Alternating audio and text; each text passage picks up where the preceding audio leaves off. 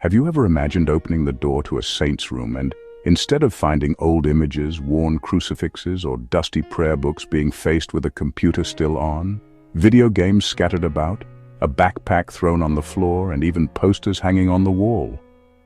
That is exactly what happens when you step into the room of Saint Carlo Acutis, the first saint of the digital age. The shock is immediate. A modern space as ordinary as that of any teenager from the 1990s, but belonging to someone who was officially canonized yesterday as an eternal example of faith. This preserved room in Milan feels like a time capsule, simple, everyday, almost ordinary. Yet at the same time it holds the secret of how a young man who loved technology and pizza managed to transform his life into a direct path to God. Carlo was born in 1990. In an Italy undergoing technological transformation. The internet was still a strange novelty to most people. Computers seemed like complex machines, and video games were just starting to win young hearts. And in the midst of this setting, a boy appeared who seemed in every way like the others. He liked to wear worn-out sneakers, loved eating pasta with his friends, laughed loudly in conversations after school, and would lose himself for hours in front of a computer screen. But there was a difference that only those close to him could see. Carlo carried within himself a burning faith, a flame that made him look at every detail of life with the certainty that God was present there.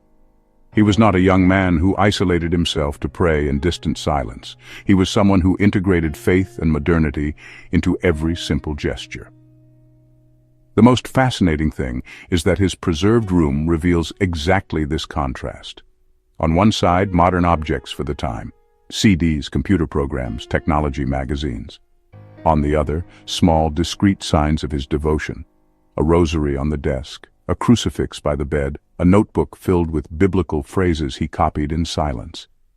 This environment shows clearly that holiness is not born from a life disconnected from the world, but from the ability to transform every space, every object, and every talent into an instrument of love. When you walk in, the first feeling is surprise, but soon it blends into something deeper, the realization that it is possible to be holy without ceasing to live an ordinary life. Those who knew him recall that Carlo was not the best student in every subject, nor the most popular, but he was the friend who never left anyone behind. When someone was bullied, he stepped in. When a classmate felt lonely, Carlo would draw near. His faith was not just words, but a daily practice of kindness.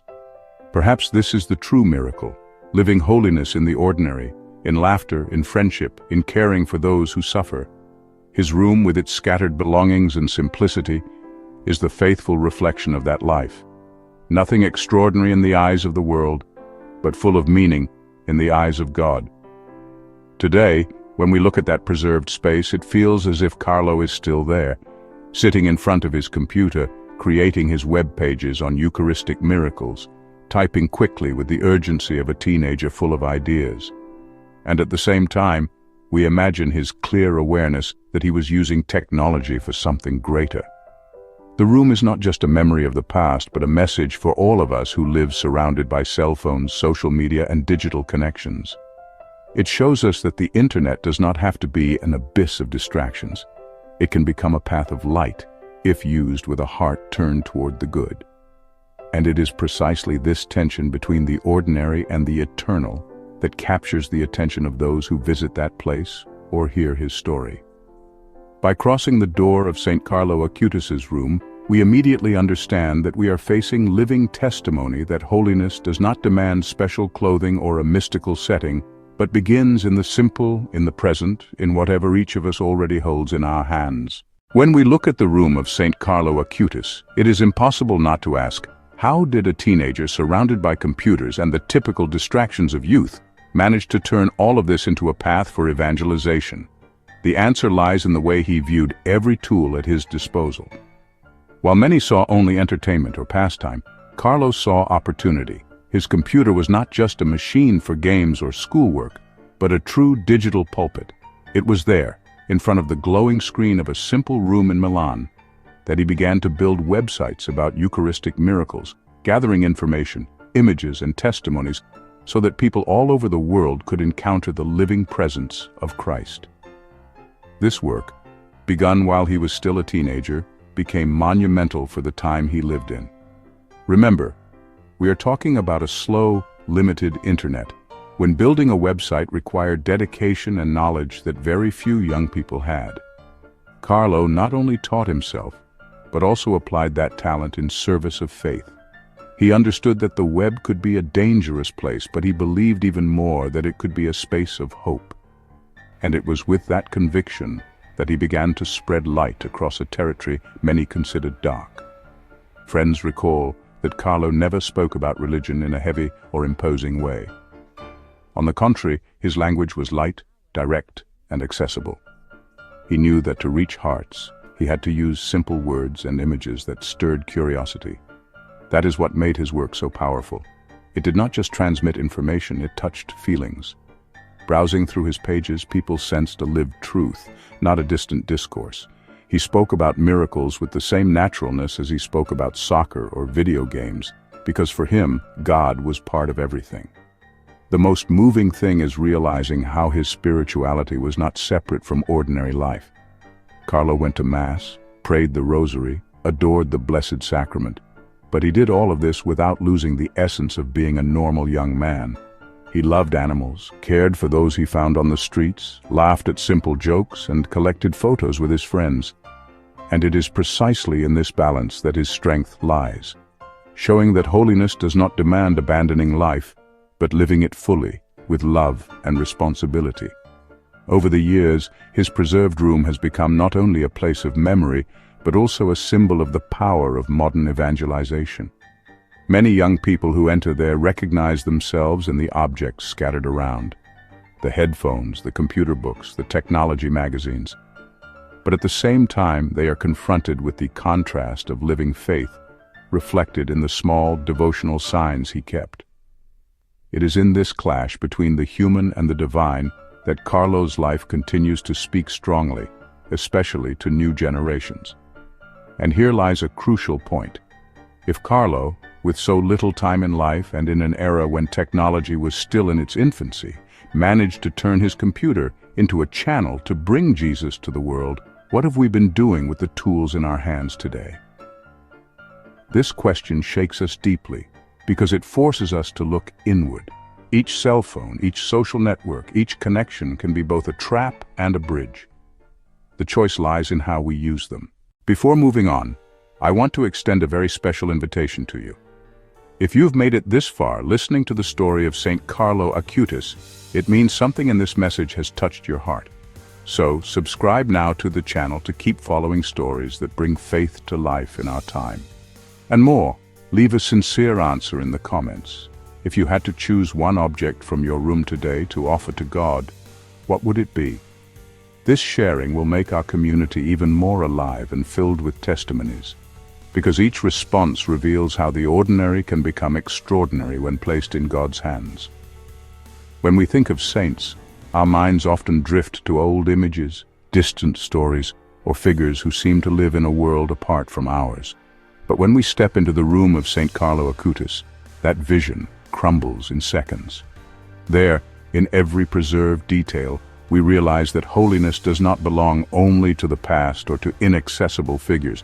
It can be born in a teenager who laughed loudly with his friends, who loved playing soccer, who enjoyed spending time with video games, and who at the same time knelt before the Eucharist as naturally as breathing. This is the great shock, discovering that the grace of God manifests itself precisely in the ordinary, in the simple, in what many would overlook. Carlo used to say that the Eucharist was his highway to heaven. This short yet profound phrase summed up his entire life. For him, Jesus was not distant nor an abstract idea.